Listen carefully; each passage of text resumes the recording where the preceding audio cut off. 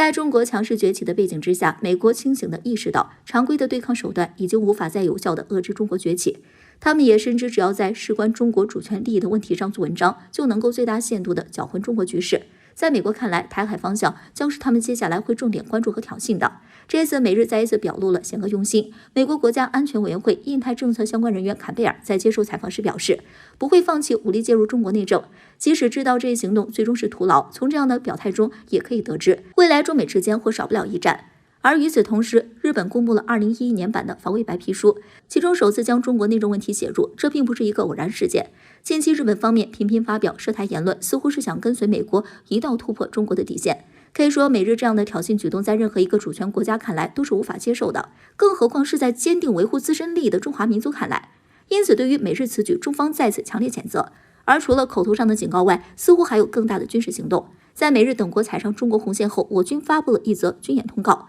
宣布将在黄海的2个区域内组织重大的军事活动。尽管这是一场不针对任何人的军事行动，但是在这样的特殊时间节点内，不能不说这样的一场军事行动毫无警示意义。更加值得注意的是，美日这样的挑衅举动，除了受到中国的双重警告外，还受到了来自国际的严厉斥责。美日或许会因为这一举动同时得罪世界多国，这究竟是怎么回事呢？日前，南亚学者比姆布特尔在《亚洲时报》发文警告称，不要试图搅乱中国的局势。而这样警告的目的也很明确，在布特尔看来，中国局势动荡不利于亚洲乃至世界的安全局势。从现如今的局势来看，美国无法再阻止中国，例如无法阻止中国在2028年之前成为世界第一大经济体，也无法阻止中国成为世界级军事和战略强国。如果美国执意为之，以中美两国的体量来看，这对世界将会是一场大灾难。另外，与美国一家独大不同的是，中国和平发展除了惠及自身外，还造福世界。但是，一旦中国局势被意图不轨的人搅浑，那么将会波及那些同中国有着良好经济联系国家的利益。因此，美国这样的挑衅行动不仅会激怒中国，而且还在挑战世界多国的利益。可以说，这次被警告的不是中国，挑衅的人摊上大事了。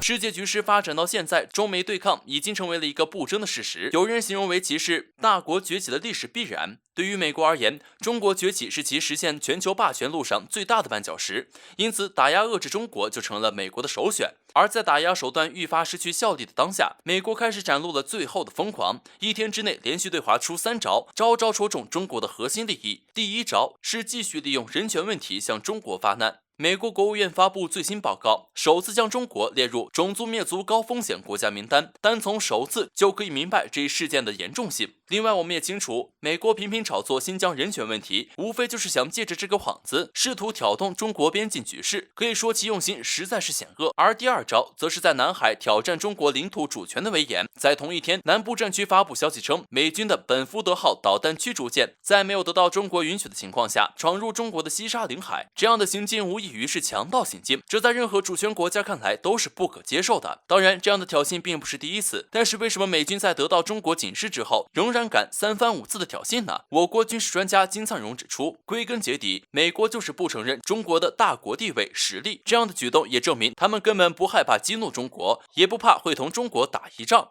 值得注意的是，这一天也恰好正值南海裁决出台5周年之际，因此美军就相应的出了第3拳。美国国务卿布林肯再次借着这一问题挑动南海局势，其政治图谋也昭然若揭，无非是想鼓动周边国家共同将矛头对准中国。显而易见，随着中国崛起势头越来越难以遏制，美国开始展露了最后的疯狂。在这样的背景之下，我们可以认为中美之间真正的较量也许才开始。那么我国接下来又该如何应对美国的疯狂挑衅呢？事实已经很清楚了，美国敢在中国核心问题上挑衅的这么嚣张，说明他们根本不怕同中国开战，因此所谓的口头警告对美国来说根本毫无威慑力。在这个时候，正如同金灿荣所说的那样，中国的根本出路在于找一个合适的时机做一道证明题，向美国乃至世界证明中国的真正实力。只有证实了中国本身巨大的战略威慑力，才有可能杜绝美国及其盟友的挑衅行为，才能还中国一个和平的发展环境。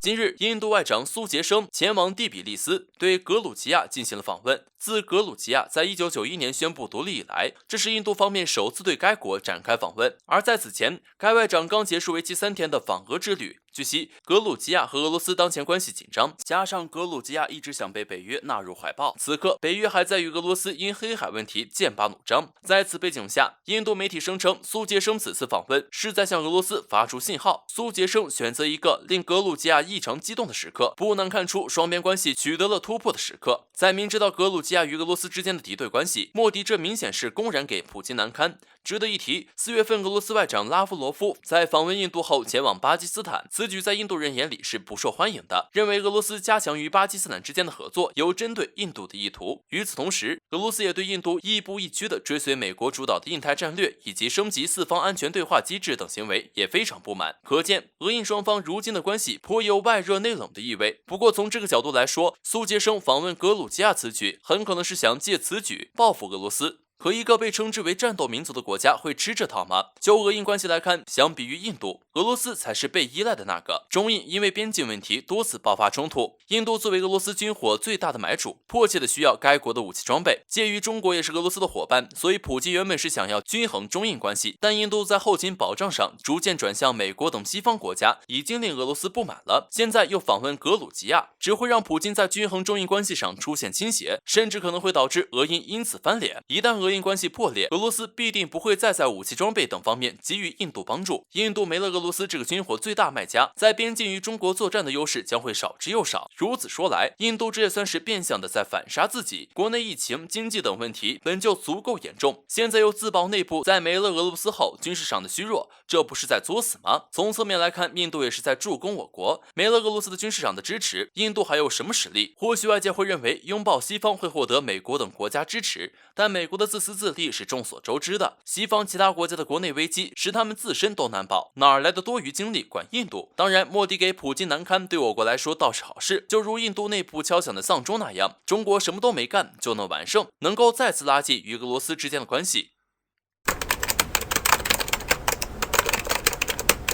说起最近的欧洲局势，可以说俄罗斯同西方国家彻底杠上了，而局势的引爆点似乎是从英国军舰越界挑衅俄罗斯开始，而后美国又带领西方30余国在黑海海域举行了一场声势浩大的军事演习活动。可以说这一系列的行为已经激怒了普京。在这样的情况下，普京接连释放2大信号。早在冷战时期，当时的苏联为了对抗美国，不惜花大功夫打造了一套反航母体系和战法。在美国的高压对抗下，美国海军建造的大量航母无疑是最大的威胁。外界形容为，美国海军一艘航母的战力就相当于一个中等国家海军，可见其威力。某种程度上来说，苏联的航母杀手正是在那种极端对抗的态势下产生的。而现如今普京宣布重启航母杀手，是否也说明现在美俄间的紧张对抗态势完全不亚于冷战时期？而另外一个信号，则是普京于近期签署了一项总统令，其主要内容是评估了俄罗斯在今后相当长一段时间内所面临的威胁，并据此计划了新的战略和优先事项。显然，所谓的威胁指的是以美国为首的北约。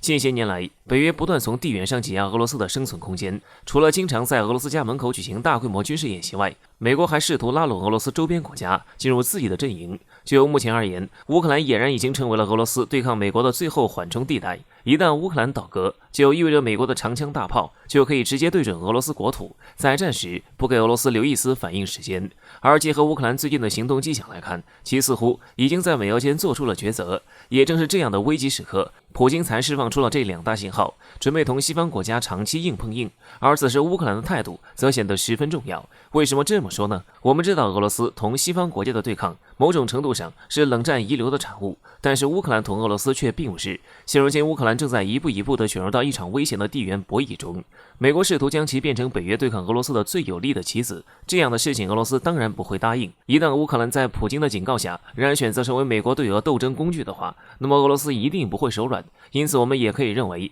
普京释放的2大信号表面上是说给美国等西方国家听的，但是最终似乎是在重点警告乌克兰。所以此时的乌克兰必须小心行事，若是做错一步，将面临被灭国的风险。